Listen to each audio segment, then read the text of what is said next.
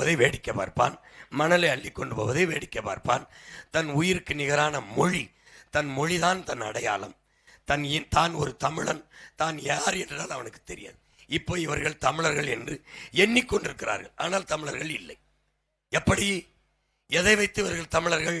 தமிழ் பேச தெரியாது, தாய்மொழியை மறந்துவிட்ட இனம் எப்படி தனி அடையாளத்தோடு வாழும்? எந்த அடையாளமும் அதுக்கு கிடையாது. தன்னை திராவிடன் என்று ஏதோ ஒரு திருடன் சொன்னான், நம்பிக்கொண்டார்கள். தன்னை இந்தியன் என்று சொன்னான், நம்பிக்கொண்டார்கள். எவன் இங்கே இந்தியன்? இல்லை.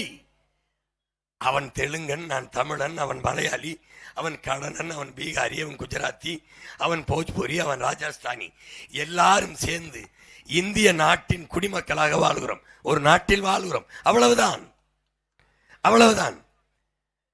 இங்கே சாதிக்கென்று மாநிலம் பிரிக்கப்படவில்லை, மதத்துக்கென்று மாநிலங்கள் பிரிக்கப்படவில்லை.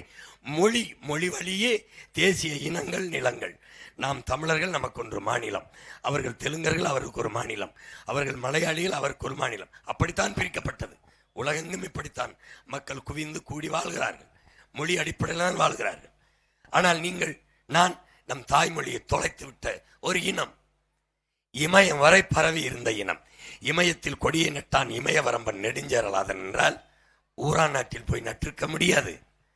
பகிரிவொளி ஆற்றுடன் பன்மலை அடுக்கத்து குமரி கொடும் கொடுங்கடல் கொள்ள வடதிசை கங்கையும் இமயமம் கொண்டு தென் திசை ஆண்ட தென்னவன் வாடி என்று சிலப்பதிகாரத்தில் நம் மூதாதை இளங்கோவடிகள் பாடுகிறார் என்றால், அப்ப இமயவரை பரவி வாழ்ந்த இனம் ஏன் இப்படி குறுகியது? தாய்மொழியை மறந்து விட்டோம் என்பதை மறந்து போன ஒரு இனமாக நாம் வாழ்ந்து கொண்டிருக்கிறோம். பாருங்கள், இந்த வணிக நிறுவனங்களை எல்லாம் பாருங்கள், எங்கேயாவது நம் தாய்மொழியில் பெயர் இருக்கிறதா? இருக்கிறதா? எழுதி வச்சிருக்காங்க பாருங்க. ஓட்டல், ஓட்டல் தான். ஓட்டலை ஹோ இட்டல் தமிழ் எழுதுவார்கள், தமிழ் எழுத்தாக இருக்கும், உச்சரிப்பு ஆங்கிலமாக இருக்கும். அங்கே சத்யா மொபைல்ஸ்னா மொபைல்ஸ், அது இங்கிலீஷ், தமிழ் எழுத்தில் எழுதியிருக்கும், தங்கிலீஷ், தமிங்கிலம். அப்ப தாய்மொழியை நானே சிதைக்கிறேன், என் தாயை நானே கொலை செய்கிறேன். இதுதான் பிரச்சனை. நான் இறந்து போனால், என் முகம் சிதைந்து இறந்து போனால் என் பிணத்தை நீங்கள் அடையாளம் காட்ட முடியாது. உங்கள் மொழி சிதைந்து அழிந்து போனால் உங்க இனத்தை யாராலும் அடையாளம் காட்ட முடியாது. நாம் தமிழர்கள் எண்ணிக்கொண்டிருக்கிறோம், செத்து போனோம். இது தமிங்கிலம், அவர்கள் தெலுங்கர்கள், மலையாளிகள், கன்னடர்கள். அதுபோல நாம் தமிங்கிலர்கள். இதை பற்றி இந்த ஆட்சியாளன் எவனாவது கவலைப்படுவான்னு நினைக்கிறீங்களா?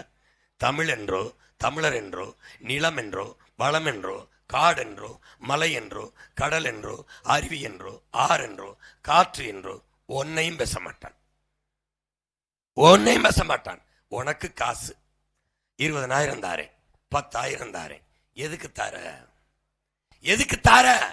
எனக்கு நல்ல படிப்பத்தா, அதுக்கு ஒரு வேலையத்தா, அதுக்கு சம்பளத்தா, நான் வாழ்ந்துக்கிறேன் என்று என்னைக்கு கேட்கிறோமோ அன்னைக்கு தான் நாடு உருப்படும். உலகம் பூரா எப்படி கட்டமைக்கிறான்? எப்படி கட்டமைக்கிறான்? ஒரு நல்ல ஆட்சியாளன், ஒரு தலைவன் நாட்டை எப்படி கட்டமைக்கணும்? எப்படி கட்டமைக்கணும்? வேலை, உழைப்பு, ஊதியம், வருவாய், வருமானம், வாழ்க்கை, இப்படிதான் கட்டமைக்கணும். வேலையும் இல்லை, உழைப்பும் இல்லை, சும்மா இரு, சும்மா இரு. 100 நாள் வேலை, சும்மா இரு. 100 நாள் வேலை, அங்க என்ன வேலை? அங்க என்ன வேலை? ஒண்ணு இல்லை, உட்கார்ந்துரு, சம்பளம் தாரு. அப்புறம் இலவசம். எது? மாவு அரைக்கிற இயந்திரம் இலவசம், மசாலா அரைக்கிற இயந்திரம் இலவசம், ஃப்ரிட்ஜு இலவசம். சரி, மசாலா அரைக்கிற எந்திரம் வந்துருச்சு, எதை அரைக்கிறது? கிரைண்டர் வந்துருச்சு, எதை ஆட்டுறது? அதுல எதை ஆட்டுறது? ஃப்ரிட்ஜு கொடுத்துட்டாரு, கொடுத்துட போறாரு ஐயா எடப்பாடி, எதை அதில் கொண்டு வைக்கிறது? கொடுக்கறவங்க கையை காலை வெட்டி வைக்கிறதா? எதை வைக்கிறது? அறிவு சமூகம் சிந்திக்கணும், கேள்வி எழுப்ப கத்துக்கணும், யோசிக்கணும். நான் உங்க வீட்டில் ஒரு 5 லட்சம் ரூபாயை திருடிட்டு எங்க அம்மாவை கூப்பிட்டு, அம்மா உங்க வீட்டில் 5 லட்சம் ரூபாய் திருடிட்டு, இந்தாங்க உங்களுக்கு ஒரு பங்கு, அதுல கொஞ்சம் பங்கு, 5000 கொடுத்தா யாராவது வாங்குவீங்களா? அப்புறம் ஏன் வாங்குறீங்க? இப்ப எதுக்கு வாங்குனீங்க? அவங்ககிட்ட எதுக்கு வாங்குனீங்க? எதுக்கு வாங்குனீங்க? நான் வர்றேன், அம்மா நான் உங்க வீட்டில் திருட போறேன்ப்பா, திருட போறேன்ப்பா. திருடுறதுக்கு முன்பணமா இந்தாங்க 2000. வாங்கிடுவியா? கட்டி வச்சு விளக்கமாறல் அடிக்க மாட்டேன். நீ அவனை அடிக்கலையே, நீ அடிக்கலையே. திருடுனதில் பங்கு, திருட போறதுக்கு முன்பணம், ஓட்டுக்கு காசு. நான் வந்தால் 2000, நான் வந்தால் 2500, நான் வந்தால் 20. உங்க ஒப்பமிட்டு காசை கொடுப்பியா இல்லை எங்க ஒப்பமிட்டு காசு எடுத்து கொடுப்பியா? இதெல்லாம் கேட்காம எதுக்கு படிச்ச எதுக்கு படிச்ச மூளை இருக்க வறுத்து தின்ட்டியா? யோசிக்க மாட்ட? எங்கிருந்துடா எடுப்ப? டேய், சிலிண்டர் ஓசி கொடுப்ப, மிக்சி கொடுப்ப, சிலிண்டர் எனக்கு இலவசம் கொடுப்ப. சரி, எனக்கு இலவசம். நீ வாங்குற இடத்துல இலவசமா இல்லை காசு கொடுத்து வாங்கினியா? காசு கொடுத்தா வாங்குவேன். அந்த காசை எங்கிருந்து எடுத்த? அவன்கிட்ட கேள்வி, ஏன்டா பைத்தியமே இங்க வா, அந்த காசை எங்கிருந்து எடுத்த? எனக்கு இருந்தா எடுத்த. எப்படி எடுத்த? நரிக்கு நாடு ஆளணும்னு ஆசை வந்துருச்சு. யாருக்கு? நரிக்கு. இந்த திமுக நரி மாதிரி 2 நரி. இந்த நரி ஆசை வந்தோடனே ஆடுகளெல்லாம் காட்டில் கூட்டி வச்சுட்டு, என்னைய நீங்கள் வெளில வச்சு முதலமைச்சர் ஆக்கிட்டீங்கன்னா மழை பெய்யும் போது உங்களுக்கு குளிரில் நடுங்காமல் இருக்க எல்லாருக்கும் ஒரு போர்வை. அடரே போர்வை தரான்டா, நல்லா போத்திக்கிட்டு கிச்சன் படுத்துக்கலாமடான்ட்டு ஓட்டை போட்டு நிறைய முதலமைச்சர் ஆக்கி பிடிச்சி. முதலமைச்சர் ஆக்கணும்னா எல்லா ஆட்டையும் கூப்பிட்டு மற்ற நரிகளெல்லாம் விட்டு தோலை உரியுங்குது. ஏய், என்ன நீ தோலை உரிக்கிற? உனக்கு ஓட்டு போட்டதுக்கு தோலை உரிக்கிற? நீங்கள் தானடா போர்வை கட்டிய, உங்கள் தோலை உரிச்சு தாண்டா போர்வை செய்யணும், அதுக்கு தாண்டா உரிக்கிறேன் அப்படின்னு. நரி என்ன செய்யுது? ஆட்டு தோலை உரிக்குது. இவன் என்ன செய்வான்? நம்மளை வரின்னு உரிப்பான். என்ன வரி?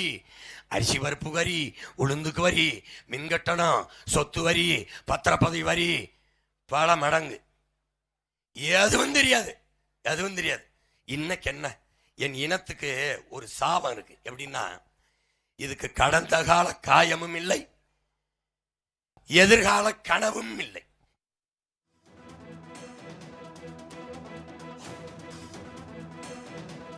நாதக வேட்பாளர் உசைனுக்கு சீமான் வாக்கு சேகரித்து திண்டுக்கல் எரியோடு பகுதியில் தற்பொழுது பரப்புரையில் ஈடுபட்ட அந்த காட்சிகளை பார்த்து வருகிறோம்.